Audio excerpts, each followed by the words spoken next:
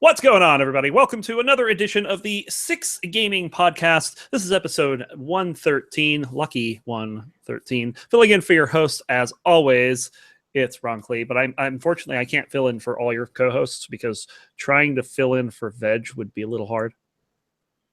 You can't fill in Veg because there's an infinite amount of space. Yeah, it's just not happening. Fill. So what it did bring is pretty much the opposite of Veg here. I think Ras is kind of the opposite of Veg. That is true. He's like 100 pounds soaking wet. Yeah. I've actually met the guy before, so I can say that. In fact, I think he says that, but that's besides the point. But yeah, Dan, welcome aboard. Hey, I'm here. Thanks. It's the Ron Clee and Penn show. It is. We're getting a lot of these lately. We're gonna have to start strangling people. Yeah. Anybody who does watch the podcast, if you want to co-host, let us know. If you think you can, if you think you can do a better job than us, and trust me, that's not hard. Yeah, like if you can bullshit about games for an hour, we would love to have you because we want to know your opinion. Even if we say we don't after you give it to us, we definitely want to know your opinion. Yeah, we've been doing this for like 5 years now? Has this been 5 years? It's been a long time. I think it's been 5 years. Yeah. It might be closer to 4. I don't know if it's 2012 or 2013 we started this, but we've been doing a lot of stuff. So, but anyway, we're going to start up the show as we always do with Mr. Shosan's favorite part of the show. He's dying to know he's missing this. It's news. We have news, and we have lots of news because we weren't here last week. Yeah. Something about Dan caring about a basketball team in the West that aren't the Warriors. Yeah, well, they did all right. Sorry about that. Tony Allen was out. And they still did pretty well. So I'm okay with this. Yeah. Well, let's talk about free shit, because that's kind of been the... Yay, free shit. This has kind of been like the big deal for the last couple of weeks. Let's start with Blizzard. Blizzard now giving away StarCraft 1 and the expansion Brood War for free. Total free. Not like some things are reporting free to play, which is kind of a misnomer because free to play kind of has that like... caveat of sounding like you're gonna have to if you want to use stim packs, pay $1. Yeah, but no, it's like they're just giving away the original version of StarCraft and Brood War, totally free, totally complete. Just Google free StarCraft or whatever and go to the Blizzard website. And that game's absolutely amazing. I remember playing it back in 2000. We used to have one guy in the office that would play 1v7 and win. Yeah, he was too good. So, and then I think we missed out on this one. I don't think this is the case anymore, but Saints Row 2 was free from GOG for a while. Oh, it might. I didn't actually check to see when that expired, but check it. You have to have an account on Ars Technica to get it. But so what? So that was a good game. Well, this week they're doing The Witcher. Oh yeah, GOG yes also is doing Witcher for free this week. So I don't know if this is just an Ars Technica GOG thing. They're like giving away something free every week or what, but yeah, go take advantage of that. And then even more free shit. Have you logged into Heroes of the Storm lately? I did. 2.0 is out. And it's really just an update. Like they call it 2.0. It's a big update. It's a huge update. It's worthy of 2.0 because they changed a whole bunch of things. They've changed the way that you get skins. They changed the leveling system. They changed. They have this new the shard currency that you can buy things like voice packs for. It's really neat, all the stuff that they've added, and definitely worth checking out. And you log in, you get 100 gems, and you can buy one of 4 packs that give you up to 20 heroes, depending on how many of them you already own. And there's even I used a website that told me what the best value would be for me. Right. So I got one that would be like 109,000 gold. So I got all right. And the thing is, a hero usually costs like a couple of hundred gems by themselves, or through the conversion of whatever the currency is. So the minimum is like 2,000 gold. By comparison, you have these quests that you do, and you get about 100 gold per game in the quest. Like if you have to win 3 games, you get 300 gold. Right. So it's a very even if you own every single hero except one, that 100 gems for that one hero is still a better deal than just buying the hero outright. So to get 20 heroes for free is kind of an insane deal. Yep, and it's basically just them kickstarting new people into playing the game, which is really good. I mean, you think of things like League of Legends, where they have a free champion rotation. Of course, Heroes does too, but this is above and beyond that. This is like, if you know that you're the best support NA, we're looking at you, show, then you buy the support pack. You get all the support heroes, and you play what you want. I think the way they're doing it is really good. So they have a support. They have an assassin, and they have a tank, and they also have a flex. And the flex is kind of a few of each, and some of them one that specifically can do different things. Yeah, that's pretty cool. I picked up the flex. Now, granted, I don't play the meta. I don't even know what the meta is. And I mean, I conceptually, I know what a meta is, but I don't know what the one for Hearthstone is. And I don't play Hearthstone. Heroes of the Storm.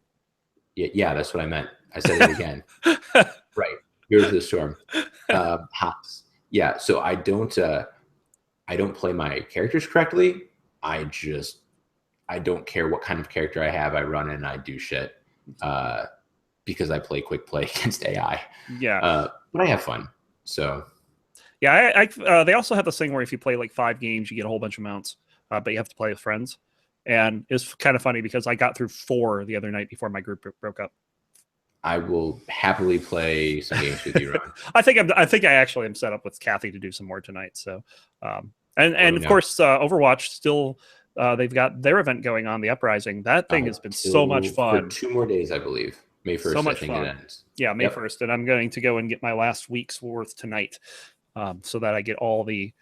that'll be like the first time I've completed a Blizzard event in I don't know how long.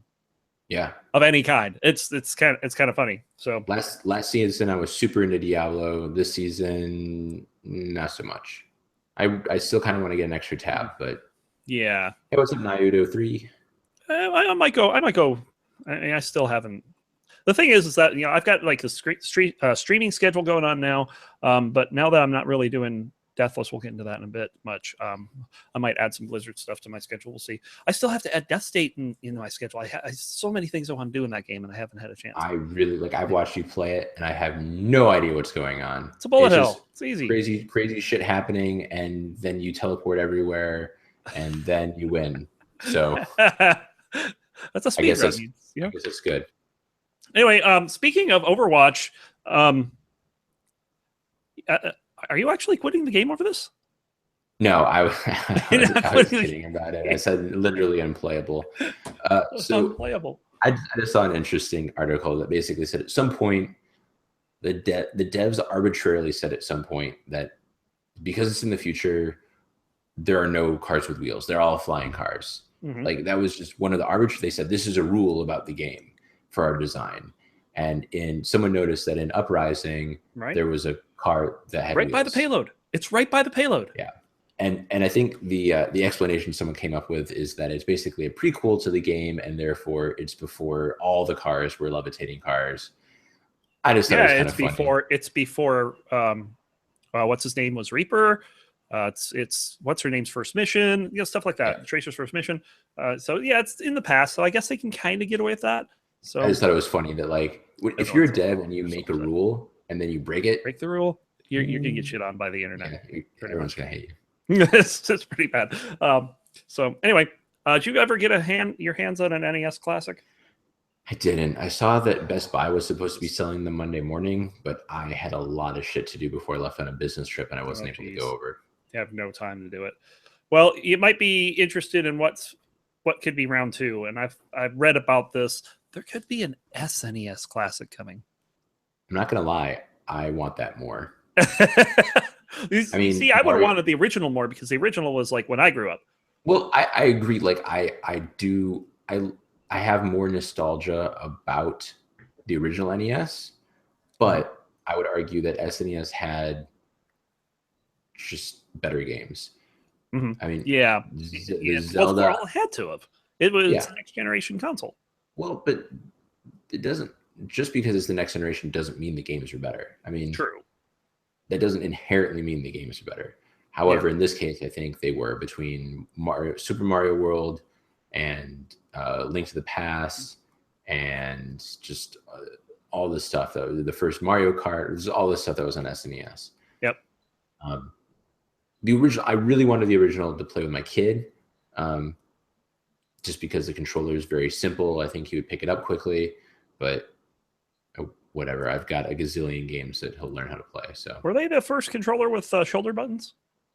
SNES was, I believe. Yeah, I remember that.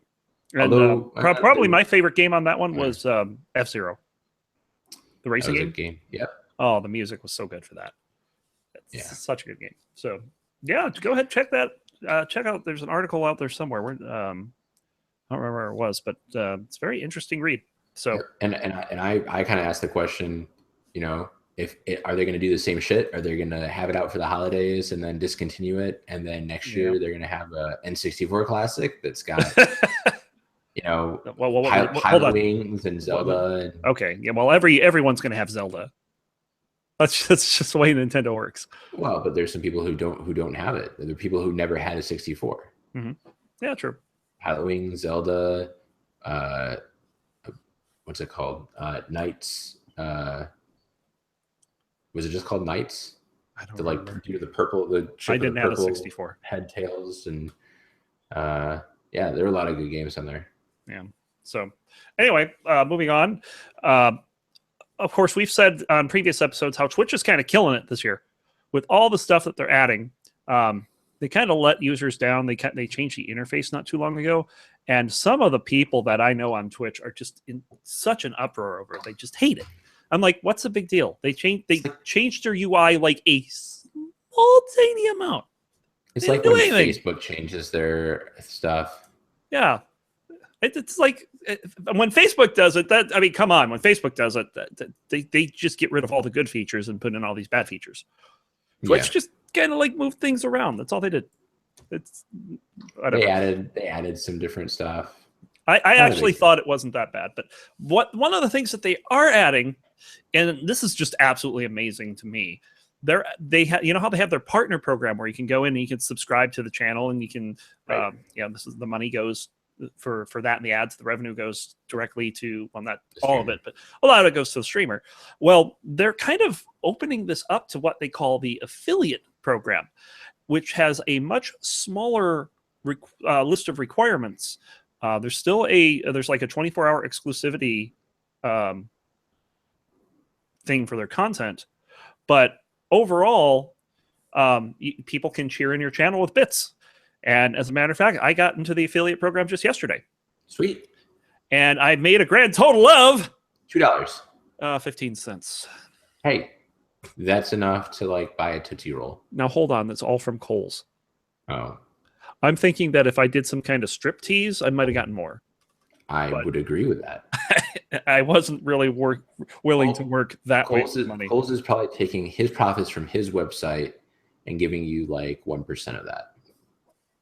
I would think that's way less than 1% what he gave me. Yeah, you're right. He makes a lot of money. There's a demand for what he does. Yeah. There's a big demand. But yeah, it's really cool. So they got the bits going. Eventually, you're going to be able to be subscribed to and have only one emote. But I mean, you still get an emote. But like some of the bigger features for the bigger streamers, like the various tiers of subscriptions that they just added, we'll talk about that in a second.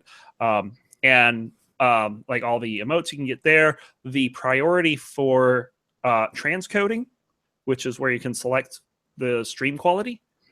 Yeah, that's a big deal. Yeah, there's a lot of things that partners still get. But the whole point of the affiliate program is so that the smaller streamers be able to show something for their work and not have to go through things like GameWisp or Streamlabs or stuff like that. So it's pretty neat. And I did mention the different tiers of subscriptions. There's a big uproar over that. There's a lot of people that really don't like that because they think it's a big cash grab for not just a cash grab for Twitch, but they also feel like the streamers themselves are going to start to treat different levels of subscriptions different ways. And my thought to that is, if you find a streamer that's doing that, you just stop subscribing to them and go, exactly. Give your money to someone else. I mean, I subscribe to a Diablo streamer, and her name's Spontani, and I don't she totally gets it. She's, you know, she doesn't give any like extra privileges for the higher subscriptions, Right. but Just appreciates it. She just appreciates it. Exactly. She knows this. She knows the story. And frankly, there's nothing. I mean, Patreon has levels. You donate a certain amount, you get certain things. Like I don't think there's anything inherently wrong with it, as long as I don't think that's a problem. As long as you don't take the content that you were giving to the base level and start giving it to the higher levels and neglecting the base level, right? Like if you create new rewards for the people that are higher up, then fine. But if you're like, I used to, I don't know, talk to you just, you know, in chat, like if you're a subscriber, I'd talk to you more. And then you stop doing that unless you donate $5 instead of $1. That's shitty. But if you're $5, then like I'll talk to you on Facebook Messenger during the day, whatever. Yeah, that's fine. Yeah, stuff like that. I mean, I can see like certain things for benefits. Like for example, she does viewer games. So she'll have a whole bunch of people come to her game and they'll play together for an hour. Well, subscribers currently get priority, right? Which is fine. I don't see a problem with this. You know, you also got to figure. I know that one of the big Overwatch streamers, Ammunition, she is very pro Twitch in terms of what they do, and she is very open about the fact that she's making money from this. This is her job, and like, I mean, she won't even allow people talking about like ad blockers in her channel. You don't talk about ad blockers, because you talk about ad blockers, you talk about a way that you're taking money, taking away from revenue. So stuff like that. So, and to me, it's like, what kind of streamer do you want to watch? Do you want to watch a streamer that's, you know, doing it for the money? That's fine. You know, she's Ammunition's very entertaining. I enjoy watching her streams, but you know, it's not someone I think I'd want to give money to. Or Spontaneous, right. She's very interactive with her viewers, stuff like that. So it's just you find who you want to watch on Twitch, and if you want to support them, support them. It's right. You know, they're out there, they're giving entertainment. You know, it's cool. And it's a big deal because to segue into our next piece of news, it was recently released that Twitch actually has more viewers, and I don't know if this, I didn't see if this was viewing time or number of views, which are slightly different things, but they overall have more people watch game streaming on Twitch, and I think it may have been others as well, but total more people watch game streaming than HBO, Netflix, ESPN, and Hulu combined. Yeah, that's which is insane. And there's going to be a 21% viewer increase between now and 2021, which is it's insane. A lot of those people are the same people, right? I mean, they aren't this group of people is watching game streaming and this group of people is watching the other stuff, but there are a lot of people that watch game streaming that do not watch the other things, while there are a lot of people who watch the other things that also watch game streaming. Yep. PC and console players who watch these gaming content spend over $70 a month on digital games and in-game content, which is 56% more than people who don't watch these games. Which, you know, plenty of times I've seen a game, I was like, there's so much money in this. Yeah, I see a game, I'm like, hey, that's a cool game, man, so I buy it.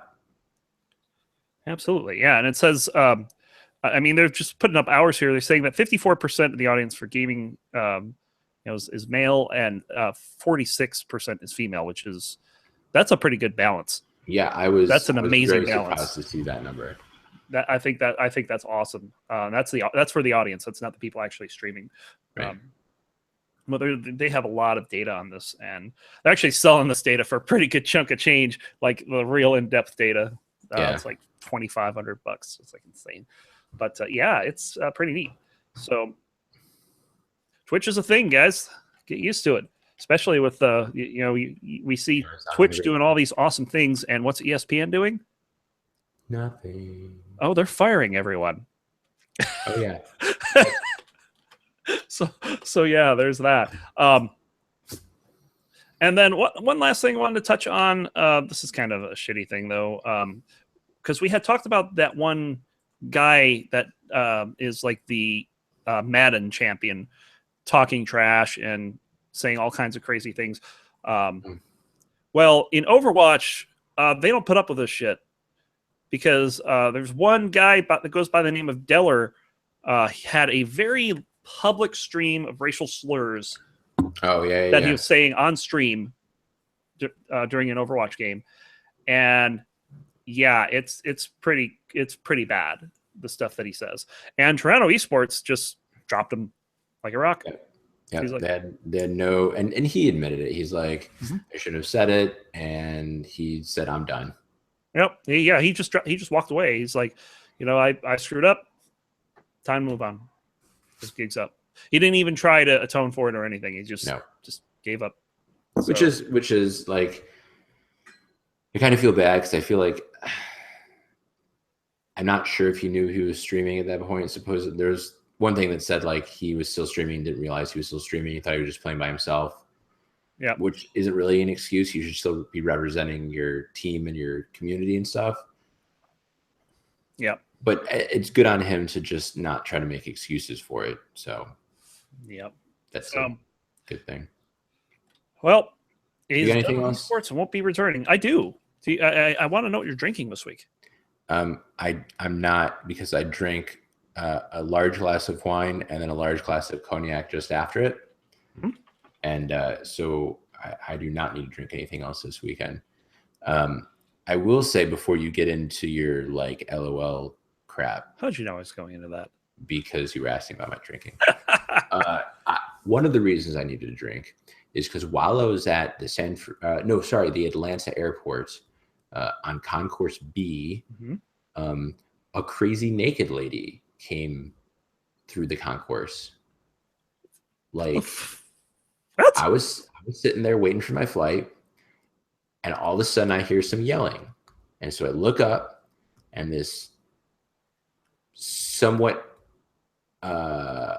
overweight, try to be nice, a rather overweight woman was butt naked and walking down the concourse and screaming at the top of her lungs that the world was evil and she wanted to die, and she wanted to, like, she said, come get me, I'm ready to die.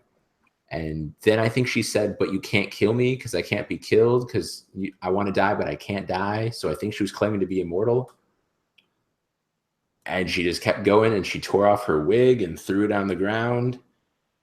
I'm not sure what to say about this. Yeah, and the security was like walking behind her, but clearly no one wanted to like tackle her, right? Like, and no one really wanted to touch the crazy naked lady. No. So that crazy naked lady, you don't know what she's gonna do.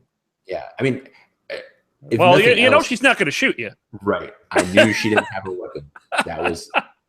It was comforting because seriously, in the middle of the airport and someone started screaming, I was like, oh shit, like there's gonna be a gunman or some stuff. And I was like, that naked lady does not have any weapons. I'm positive of it.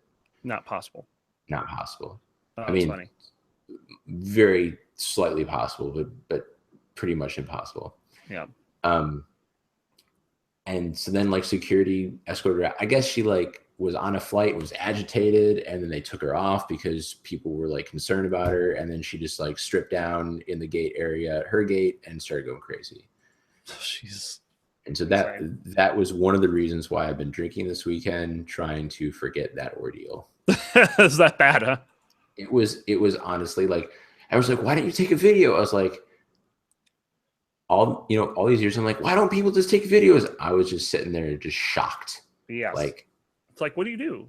I couldn't believe what I was seeing. It was crazy. So talk about this legendary bullshit. So yeah, we of course, League of Legends. The third place match happened. It was between FlyQuest and Phoenix One, which was won by Ryu and Phoenix One, taking out good old High and elimination, and show's going to be very upset. So that was for the third place match.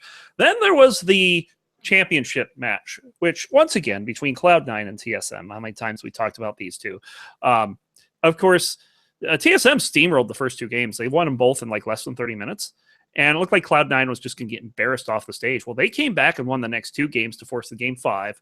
And then the epic, classic Cloud9 throw at Baron in Cloud 5 wrecked their series. TSM went up the middle and won it. about 40 minutes in. It was a pretty fun game. TSM taking the spring split and going to MSI 3-2. Congrats to them. That does it. I don't know what any of those things you just said were. I heard you talk about they were words. They were words. Oh, some were letters. Hold on, some were letters. Words are supposed to mean things. Yes. The only thing that I heard was Trade Skill Master. No, Team Solo mid. Do they only have one person that goes mid? Yes. Every team only has one person that goes mid. Everyone else goes somewhere else. Then why are they called TSM? Because that's what they're called. I don't know. I have no clue. But anyway, that's it. Everyone else is TSM too. Yes. And MSI is going on now. So a lot of teams you've never heard of are currently playing to try to get into this tournament with TSM. That will go on through Monday. Is that the mid-season initiative? Invitational. Very close. Oh, I was really close. Mid-season was correct though. Man. That was pretty good. So I'm pretty much Crystal League champion now. Championship League, Crystal, whatever. I don't know. Yeah, there's no Crystal tier. Anyway, that's about does it. We're gonna really cool. We're going to move on from news because it's getting awfully awkward. And we're going to move on to Shosan's favorite part of the show. This is, I mean, I don't know why he's not here. He's missing his favorite part of the show. He's missing the whole show. But this is games. Games. And what games have you been playing? So it was on sale. I don't even know when I put it on my wish list. I have no idea. It was probably one of those times when it was like, get Steam cards by going through your queue. I don't know. At some point I put Roguelands on my wish list, and it was on sale for like $5 this last week or 2 weeks ago or something. And I picked it up, and I quite like it. So you've got a bunch of different classes, and the classes are a combination of like a primary and a secondary stat, but you can swap them, and it's still the same thing, right? So if you're Dex and Vit, you're a gunner. Okay. If you're like Tech and Faith, you're like an either mage or something. I don't know. I pretty much only play gunner. But so you pick two different stats, and that determines what you are, and that determines what stats you want to increase, and it governs your damage and your armor and stuff.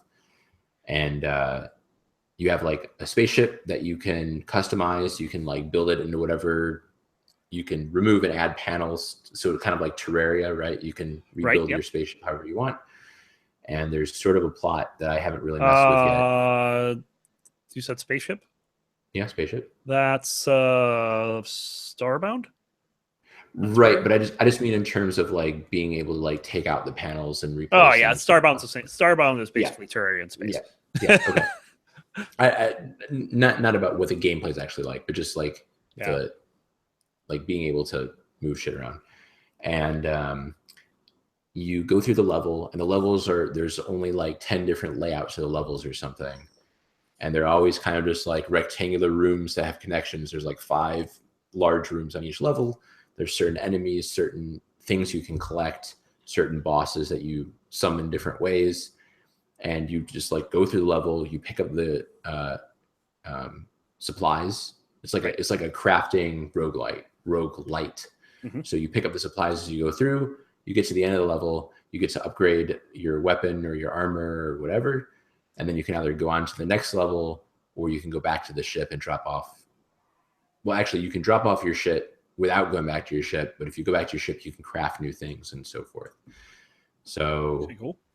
It's kind of simplistic. There's only a certain number of different environments you go through, but each of the environments is like different tiers. So like in the first tier, you get herbs, eyeballs, butterflies, and rocks. And you can turn those into sigils. The sigils can be forged into weapons and armor and crap. And then the next level up, you get like claws and a different kind of rock.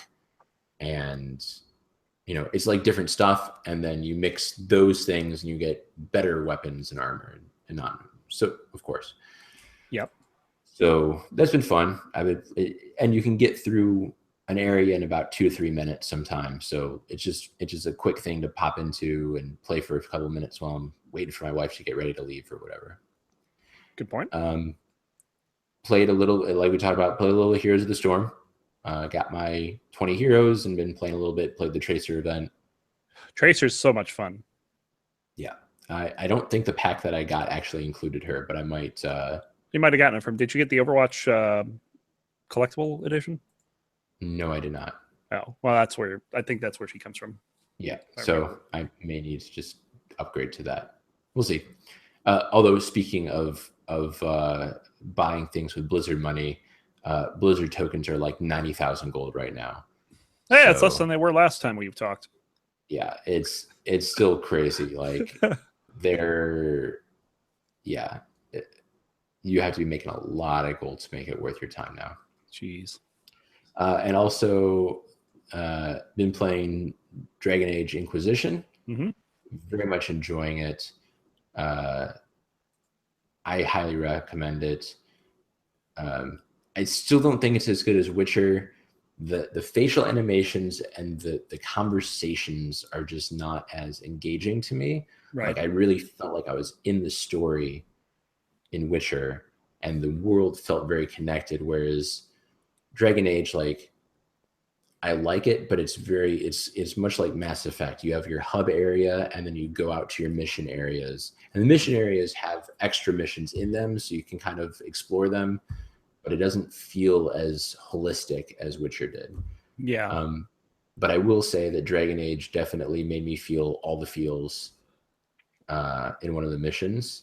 And any game that really like strikes me emotionally, I think is worthwhile to have a look at. So yeah, Dragon Age does that. I actually watched a streamer play through most of Dragon Age, and it was very entertaining. And there are some parts that are very emotional, so that makes sense. What have you been up to? Jeez.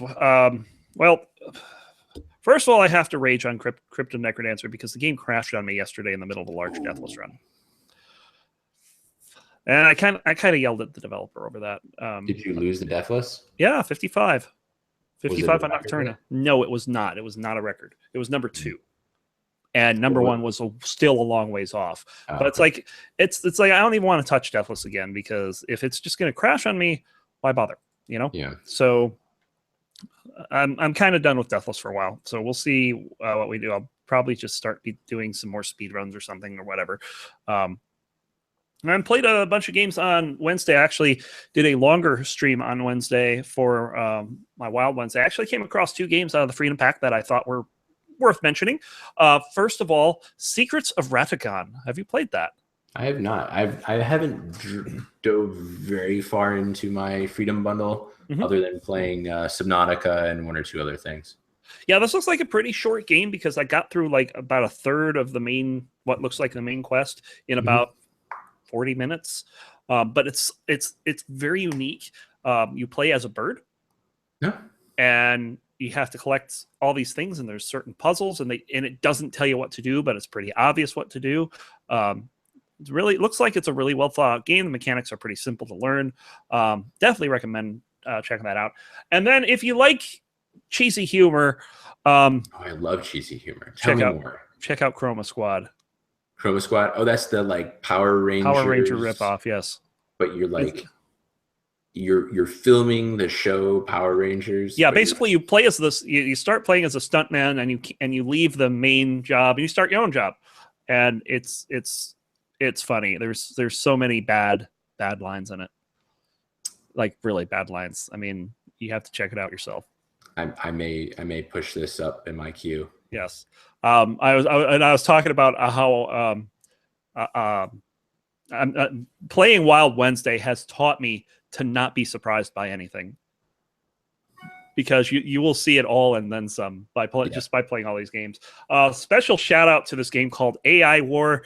If you're the type of player that likes to get into these long, complicated, complex RTS strategy games, AI War's for you.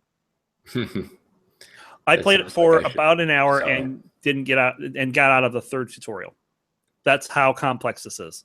Yeah. This will appeal to a lot of people. You play Screeps. Screeps is a programming game. It's programming. I know programming. Yeah, but it's tactical. It's tactical, yes, but I mean it's nowhere near as complex as AI War. Okay. There's only a handful of unit types in Screeps. In AI War, there's there's more than I can count. I'm gonna have to sell that game then. Not your type of game. Not my kind of game. Yeah, and you know it right away when the first tutorial is a wall of text. It's like, oh God, why am I reading a wall of text? That was actually on the front page of Reddit today on the game subreddit. There was a thing from, I think it was Shadow Warrior 2. And it said like, sometimes you just want to come home and be a superhero or something like that. And so that, like, it was the description of easy mode. Yes. And it was saying, let me find it because I've got it right here. It says, this difficulty level is for people who don't feel like they need to prove anything to themselves or anyone else. Playing Shadow Warrior 2 on easy is perfectly fine if by the end of an exhausting day, all you need is to feel like a goddamn superhero. Player receives 50% less damage, more consumables, smaller penalty after dying. So, and there's a lot. It's got 53,000 upvotes on the front page of Reddit. And 2,200 comments. So, I mean, everyone really agrees with this, I think, and it's showing. And again, I've said we've talked about this because we've talked about it. Playing games on hard is not a thing that a lot of gamers are doing anymore, because those gamers used to be college students who went to class from 8 to 10 and then fucked around the rest of the day and played games until 2 a.m. and had nothing to do but play Halo on Legendary.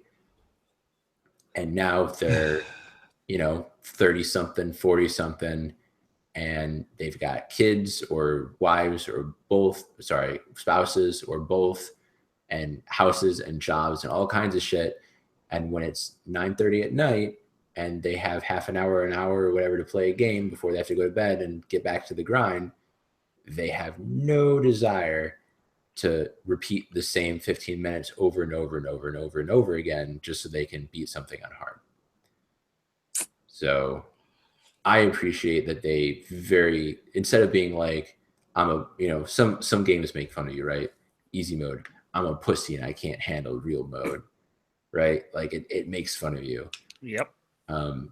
Some call it story mode. They say, tell me a story or whatever, and that's getting better. But specifically saying it's totally fine to play this on easy, and as the developers, we expect that to be okay. Mm-hmm. I think that's a big piece of service to your consumers. You kind of make me feel a little strange because the two games that I'm really trying hard on are Death State to try to get an insanity mode win on the default character, and Neon Excesses to try to be the first person to hit tech level 80. No, well, there's nothing wrong with choosing to play a game on hard mode or to achieve big things that are like really hard, but you should be able to choose to do that and make that your goal. Well, let's go ahead and segue into this, shall we? Sure. Well, we're going to, because the only other game I wanted to mention was Neon Excesses, which I became the first person to stream winning the game. Not the first person to do it, but like it's a less than 0.1% type thing. Nice. So I didn't realize that when I did it. I'm like, okay, yeah, I beat the game, cool. And then I found out that there's a hard mode, and I'll get into that in a second. So we're going to move on to the next section of the show. This is Shosan's favorite part of the show. It's also a big outright lie. We have kind of like we don't have a table. There's not even really a table. We should probably make a table and store it somewhere, just so that we can say what we have it.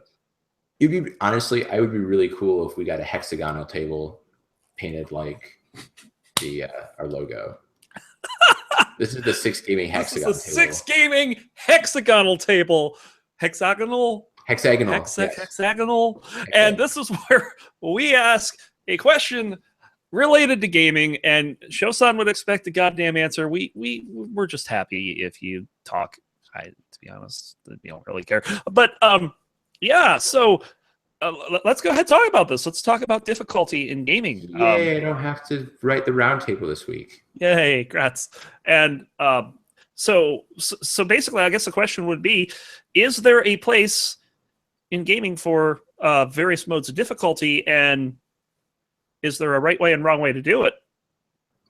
Yeah, and again, like I said, we have discussed this before. I don't know if I think it has been a roundtable, but It might have been, but I mean, maybe not like this. We can talk about it a little bit differently.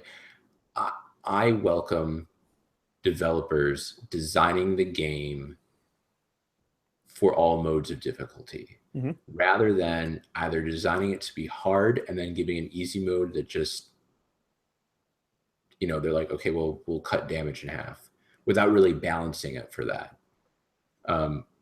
Or developers who shame you for playing on easy.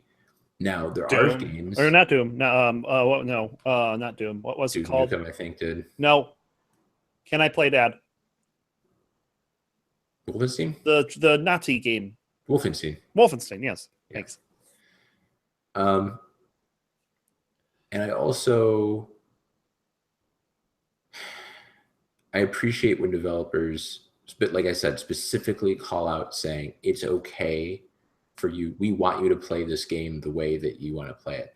At the same time, it's also okay for there to be people who liked playing it on really, really hard, and also for there to be games that don't have a difficulty slider, because most console games that we played as kids didn't. I mean, they were just hard. They were just hard. They were just hard. And they weren't. It wasn't. And I've said this before too. I like Dark Souls, right? Everyone talks about how hard it is. Dark Souls is like Mario. The first level of Mario is easy to anyone who grew up through the 80s, because they know which blocks have what items in them. They know which pipes you can go down. They know where the hidden extra life is right next to that hill. If you don't go down the first pipe. What? 6 squares from the pipe. Right. They know, like, in the first underground level, you can ride the elevator up and jump over the top and take the warp pipes. Like, now, a lot of people don't know about any of the levels in between because they always take the warp zone. Hey, I know 3-1, okay? Yeah. 3-1's where you get the infinite lives. Right. Oh, and you jump on the turtle thing. Yes. Yeah. So like, those things, but the first time you played it, the second time you played it, and the third time you played it, you didn't know those things. You had to learn it. And once you learned it, it became easy. So Dark Souls is a lot like that. When you go back to the areas that when you go back to Undead Burg after having beat Ornstein and Smog or whatever, now granted, you've upgraded your weapon and armor, at least some, but you still, you've gained skills in the game and you know where everything is, and that makes it easier. So that's a difficult kind of game, but it's not hard for the sake of being hard. It just requires that you learn the mechanics of it. And so I think that's also okay. And frankly, games that are hard for the sake of being hard are also okay, but don't give your players shit for playing on easy if you have an easy mode. I think that's kind of my final say on it is don't make an easy mode and then shame your players for using it. Yeah. And there's 4 different games that I feel like I should discuss regarding this. And I'm going to talk about Neon Excesses first, because that's the one I've been playing most recently. The 6 Degree of Freedom game, basically there's 7 stations in the center. There's a bunch of arenas. You clear all the arenas in the game, and then you interface with the chick, lady, whatever, at the top, and you win. Well, surprise, there's more to the game than that. The true challenge of this game is to reach max tech level 80 by going through the last 4 arenas again and finding all the hidden places in it, which are not impossible to find because it's got this mechanic where if you hit the wall, you can see through the walls. So this is Neon XSZ. XSZ, pronounced excesses. For anybody who wants to look this up. And it's kind of interesting because no one's done it yet. No one has managed this. They know about it. They know they don't know how to do it, but they know where to do it and what you need to do it. But apparently there are only very few people that have even attempted this. So and I'm going to be one of them. I'm going to keep trying. There's 4 arenas, and I've solved the first one for all the secret modes for it. I'm gonna be doing the second one hopefully later tonight. So you basically just fly through up against the wall the whole time? No, you have to actually hit the wall with a weapon. Oh, so you just shoot at all the walls. Yeah, you shoot at the walls, and you can see things through walls. Like if you hit a switch, you can see through the wall, and you can see what the switch is doing, whether it's opening this block over there and the block's moving around, or if there's multiple blocks being moved around, or if you just want to see where you're going, stuff like that. It's a really neat concept, and I like that because there's a concept of winning the game that's not all that difficult, and then there's extra challenge beyond winning the game that's not the same thing as winning the game. Right. That's kind of neat. Then there's Death State. Death State has its normal game where you go through and you unlock everything. Well, as you start playing the game, you start to unlock things that can make the game harder that are entirely optional. Yep. Bastion had similar things to that. Yeah. So like for instance, in the first level, you find the shrine, you desecrate the shrine, and just click on it. Apparently, clicking is desecrating something. Did you know that? I think you offer a corpse to desecrate. Yes, absolutely. So you press it, and an enemy pops out, and all of a sudden the game's harder, and you can do this up to 3 times. So it's kind of neat how you can introduce your own level of difficulty that you're comfortable with. Crypta the Necrodancer does it entirely differently by offering different challenge characters that do different things. Right. But there's no mode. Well, now there is. So they added a hard mode where there's more enemies and stuff like that. But I mean, it's a separate mode, and they have like so many different ways to play the game. Then there's Sublevel 0. You know what Sublevel 0 does? No, I do not. Nothing. There is no hard mode. There is no easy mode. There is only one mode. And I still find that game hella fun to play. Because you can still finish it, you can still finish it casually, but to get all the achievements and to unlock everything, and even once you get to the point where you're speedrunning the damn game, that's when, you make your own challenges in some of these games, So I can't say that I've really found a game where you're actually shamed into playing it on easier mode. I've never seen where you're shamed into playing on easy mode, but I've seen games where you were shamed for playing it on easy mode. And I look at like things like GDQ. How many times in GDQ do players not play on a hard mode? They play it on the easiest mode. Right. And the reason is because it's easier. Right. Yeah. Now, I'm going to talk about Spoody's run, Spoody Biscuit's Descent 2 run. He played it. There's 5 modes in Descent. He played it on the middle one. And his reasoning is because it's the most fun for him. Sure. You're not destroying everything on Trainee, but you're not dying a million times on Insane. And I've seen him complete Insane runs. He knows how to do it. He can do it. Yeah. But the middle one, Hotshot, is the one he plays on because he says it's the perfect mix of challenge and speed. Well, I always start games on normal or medium or whatever.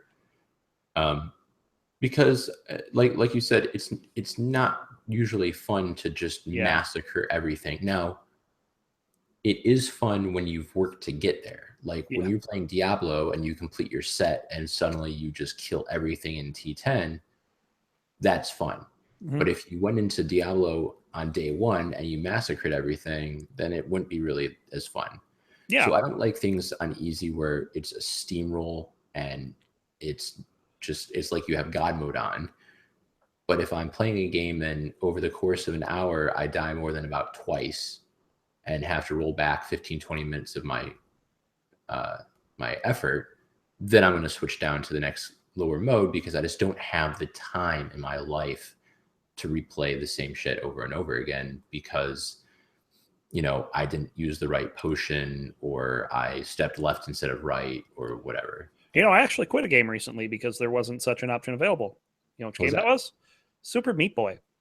Oh, yeah? Yeah. I just got very frustrated by having to play the same level over and over and over again. Yeah. Well, and I that's a game where because the levels are so short and fast, I didn't beat it. I got maybe halfway through before I just lost interest and wanted to do something else. And I imagine the later levels, I probably would have quit out of frustration. That's a little bit of a different game. Like, just because it's meant to be like that, right? Like the whole idea that they show you all your runs at the same time after kind of in reinforces that. But I definitely agree that if that's not what you want to be doing, then you shouldn't do it. Yeah. So anything else you got on the subject? Now it's about that time. I think we're just about ready to wrap this up here. So my kid, the other day, we were driving to his school, and he goes, "Daddy, it's the end of the road."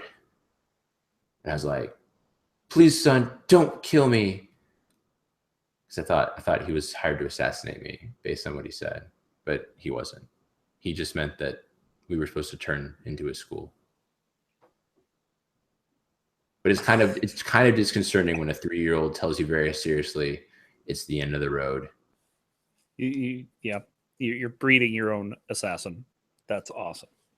That's some like comic book level shit. That is comic book level. It's like I can see a whole, time warp story behind it. I don't know. But anyway, we're going to wrap this up, folks. Thank you for joining us. We are the Six Gaming Podcast. We're trying to come at you every Saturday at 8 p.m. Pacific, but Shosan likes to call it 10 p.m. Central Standard Time, even though we're not in Standard Time right now. So just about this time every week. I'm in Central Time. Unfortunately, Shosan's lost his microphones. And apparently he's incapable of buying another one. Well, I think he is incapable of buying another one right now. Because remember, he just moved. He's in between jobs. It might be a while before he sees Shosan. If anybody has a spare mic, send it to East Bumfuck, Minnesota. Yeah. And then Veg is also working his ass off. Unfortunately, not fast enough. Yeah. I wasn't sure if you were going to go all the way through that. Of course, I was going. I was ready for it, and then you took it. So then I didn't. Of course, I was going there. It's a Veg. Why wouldn't I go there?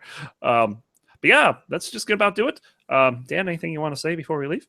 No, just again, anybody who's watching or who has watched or who watches this in the future on YouTube, join us. Yeah. Because we've had our people, Morphad's come and gone, and Captain Game's come and gone, and we have all these cool people that come and go. So come and stay. Yes. Or come and go. But if you come and go in a good pattern, then we're gonna have more people, and we'll have interesting podcasts. And by podcasts, I mean YouTube show. Because we're not really a podcast. But if you want us to be a podcast, come and talk. We'll talk. Yeah, we're just go on YouTube and before YouTube, put PWN, so Pwn YouTube, and then in the same thing, and then you can download the audio file of our show and play it like a podcast, and then we'll be a podcast. So cool. So that's gonna do it for 6 a.m. podcast. We'll be back next week. Until then, Dan, see you. Bye.